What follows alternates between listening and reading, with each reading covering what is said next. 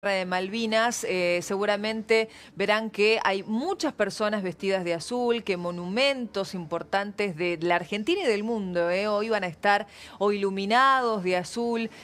¿Por qué? Porque el azul es el color que directamente se relaciona con el autismo y hoy es el Día Mundial sobre la concientización del autismo, y siempre que suceden estos días puntuales nos parece interesante traer a especialistas en el tema para visibilizar, para recordar, para hablar de prevención, ¿sí? Por eso es un placer que esté con nosotros Karina Goodson. Ella es médica pediatra, especialista en espectro autista. Karina, ¿cómo estás? Bienvenida. Hola, Viviana, Cuando día. estaba leyendo cómo presentarte, yo pensaba, ¿es lo mismo referirnos a autismo que a espectro autista? ¿Es igual? Para simplificar, uno incluye lo mismo, pero en realidad es más correcto hablar de espectro autista, porque hoy se incluyen personas que tienen distinto grado de severidad y habitualmente el autismo se asociaba a personas que estaban absolutamente desconectadas, sin lenguaje, y hoy se sabe que en realidad hay grados más leves de compromiso y que sin embargo necesitan apoyos. ¿Qué es el autismo? El autismo es una condición del neurodesarrollo, es decir, del desarrollo temprano, infantil. Quiere decir que esto se nace con esta predisposición y después la interacción con el ambiente, los estímulos, la vida, va determinando la presencia de determinadas características que tienen que ver con un compromiso de la comunicación social, o sea, la interacción del bebé chiquito con los demás, y conductas rígidas, poco flexibles, a veces se asocian a movimientos que se le llaman estereotipados, como un aleteo, movimiento de las manos, conductas repetitivas. Y en todo esto hay como diferentes grados de compromiso, desde personas que tienen discapacidad intelectual hasta personas que son muy inteligentes con un coeficiente alto, pero donde siempre está la dificultad en la interacción con los otros. Para relacionarse con un otro. Exacto. Y, digamos, ¿esto cuándo se detecta? Se puede detectar muy tempranamente. Ya a partir de los 6, 9 meses, algunos niños pueden mostrar algunas señales, lo que les llamamos señales de alerta en el desarrollo. No quiere decir esto que a los 6, 9 meses vayamos a hacer diagnóstico de autismo, pero sí podemos empezar a ver que el desarrollo de ese bebé está alterándose porque no está teniendo como foco principal de interés el otro. El diagnóstico se asegura mucho más tarde, pero no importa, lo que hay que identificar es la dificultad para atenderla y en todo caso mejorar las posibilidades de esa persona, y después con el tiempo se confirmará o no el diagnóstico. Lógico, pero digo, para los papás que nos están mirando o personas que tienen cerca a chiquitos de esa edad, ¿en qué tienen que estar atentos? ¿Ellos pueden percibir algo que le llame la atención y que le pregunten a su pediatra o a su médico de cabecera? Sí, muchas veces pasa que son los familiares, los padres, los abuelos que dicen: algo pasa acá, no me mira, no me responde cuando lo llamo, no me imita. Y en algunos casos hay demora por parte de los profesionales en reconocer esto como señales de alerta, y muchas veces los mensajes son: bueno, hay que esperar, no te pongas ansiosa, los varones son más lentos a la hora de comunicarse. Y en realidad en los varones es más frecuente no solo el autismo, sino las alteraciones del desarrollo en general. Entonces, con más razón... ¿Los casos son más frecuentes en varones que en mujeres? ¿Y hay una explicación del por qué o no se sabe? Bueno, hay varias teorías. No se sabe todavía fehacientemente qué, pero eso es una realidad, que cada 4 varones afectados hay una mujer. Es grande esa estadística que vos nos estás dando. Y de hecho el color azul en un principio fue pensando que era más frecuente en los varones. Claro. Hoy ya esto ha cambiado, pero bueno, esa es una de las Karina, ¿ahora se habla más de autismo o se dan más casos? Y si se dan más casos que antes, si se sabe por qué. Sí, las estadísticas en todo el mundo aumentan la prevalencia, es decir, los casos por población han avanzado mucho en los últimos años, y las explicaciones son varias. Por un lado, porque hay más conciencia, más detección. Se ampliaron los criterios de diagnóstico, porque antes se hablaba de autismo y ahora se habla de espectro autista, entonces entran en esta categoría diagnóstica personas que antes capaz que eran diagnosticadas de otra manera. Y también hay alguna sospecha de que hay factores ambientales que deben estar interviniendo.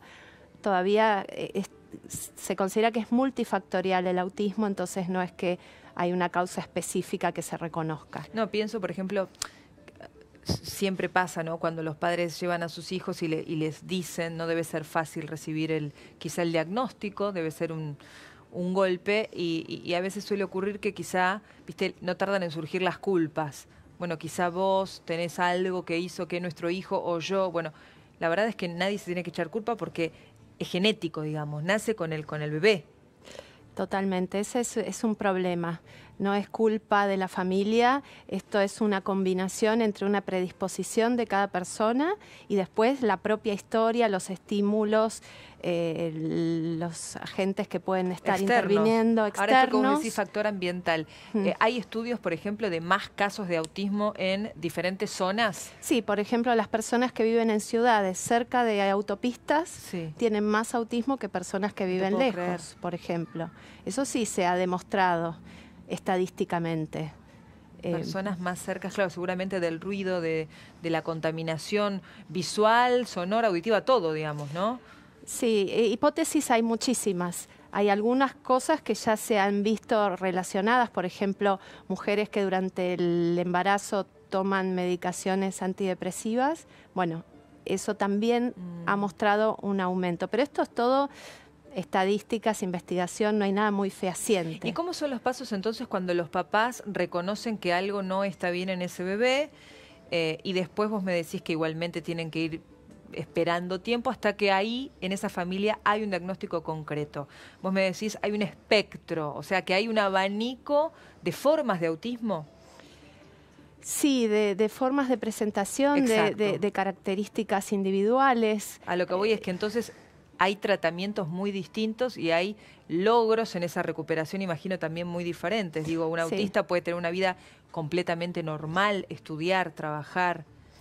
Nosotros hablamos de un tratamiento como un traje a medida de cada persona. O sea, tenemos que poder identificar las necesidades de apoyo de la persona y el entorno, la escuela, la familia, el ámbito laboral, el ámbito social. Y bueno, se van haciendo los ajustes de esta manera. Claro. Ahí me hiciste otra pregunta.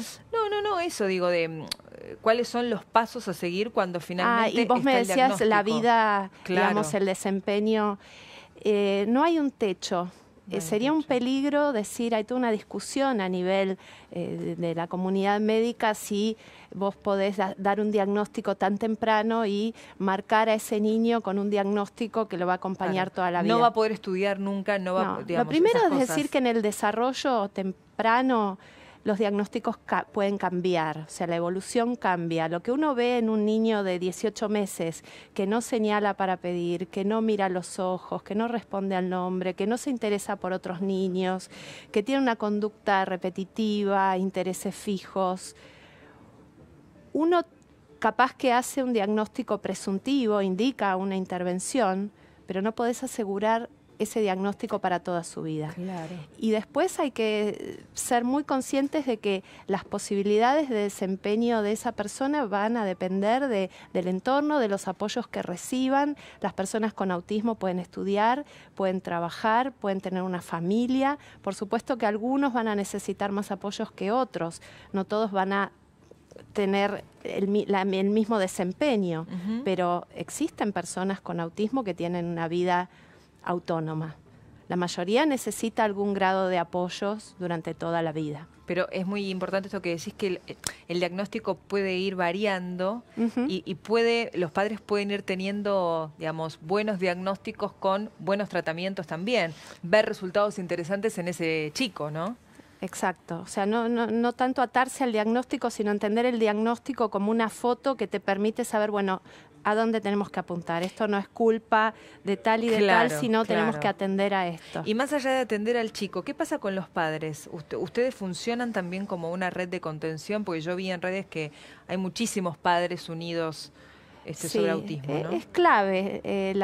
Los padres son los que sostienen al niño, entonces si vamos a empezar a pensar un tratamiento, primero tenemos que pensar en ellos, que tienen que ser las columnas que sostienen.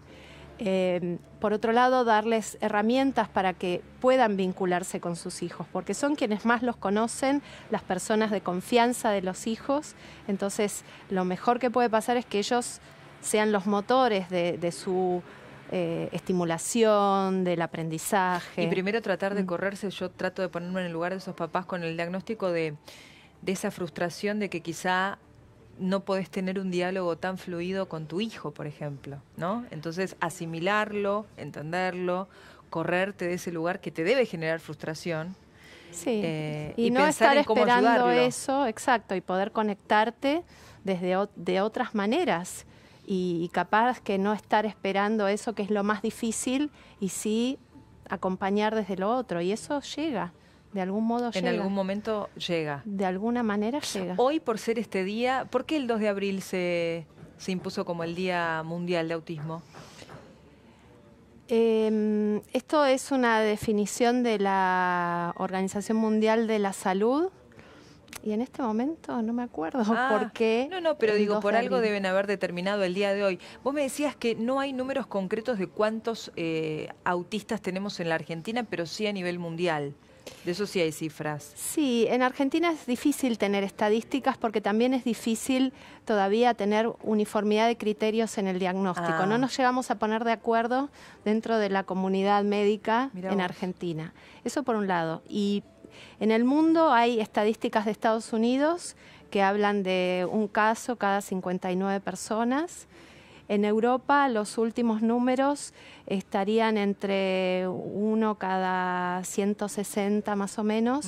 La Organización Mundial de la Salud redondea esa cifra. Y cuando nosotros nos referimos, esto yo te lo pregunté fuera de cámara porque me parece interesante, ¿cómo describir al autismo? Digo, ¿es una enfermedad? ¿Es una condición neurológica distinta? ¿Cómo se encara cuando? ¿No? Sí. No es una enfermedad. No es una enfermedad porque no tiene una causa conocida. Exactamente. En todo caso, si uno lo mira con una mirada puramente médica, sería un trastorno del desarrollo, porque en los manuales está descrito de esta manera. Quienes nos dedicamos a esto, hablamos de condición del desarrollo y hablamos de la neurodiversidad, o sea, personas que perciben distinto y se expresan distinto, así. Es así, es como una condición. En eso es similar, digamos, cuando hablamos con alguien con síndrome de Down. No es una enfermedad, es una condición genética distinta. El síndrome de Down es una alteración de los cromosomas. Claro, que es está una alteración descrita, genética. Es una alteración genética. Exacto. Que tiene distintos grados de compromiso mental, de discapacidad intelectual que puede estar asociada o no. También hay diversidad de compromiso. Karina, hoy es un día especial porque a la tarde van a hacer un gran evento, ¿no? Esto es en pleno centro. Sí, acá en la ciudad de Buenos Aires va a ser... ¿4:30? En realidad empiezan a las 3, a las 15 horas las actividades con las asociaciones de familiares y profesionales, charlas informativas, las personas que tienen interés pueden acercarse, y a las 16:30 es el acto central que se realiza todos los años en varias ciudades del país y del mundo, como vos decías, donde se iluminan de azul los principales edificios emblemáticos, ¿no? Monumentos. Y bueno, la idea es hoy, todos los que podamos, yo traté, pero bueno, es muy difícil de ponernos algo azul, ¿no? Sí. Lo que tengamos, algo, una cintita, esto que vos tenés, una remera, el pin, es interesante para que nos demos cuenta de que todos estamos detrás de esto, y en un día tan importante que me dice la producción que es aleatorio el día, digamos, que no es para que te quedes tranquila, que no tiene que ver un día el 2 de abril, pero no importa, sirve para concientizar, para hablar. En realidad hablamos del mes de abril también. Exactamente, para que se hable del tema del espectro autista. Karina, muchísimas gracias por haber estado con nosotros. Bueno, muchas gracias. Te dejamos, seguramente vas a estar presente entonces a la tarde en las actividades. Gracias. Gracias a vos. Muy amable. Tenemos que hablar ahora de, bueno, otro día interesante porque se cumplen ya 5 años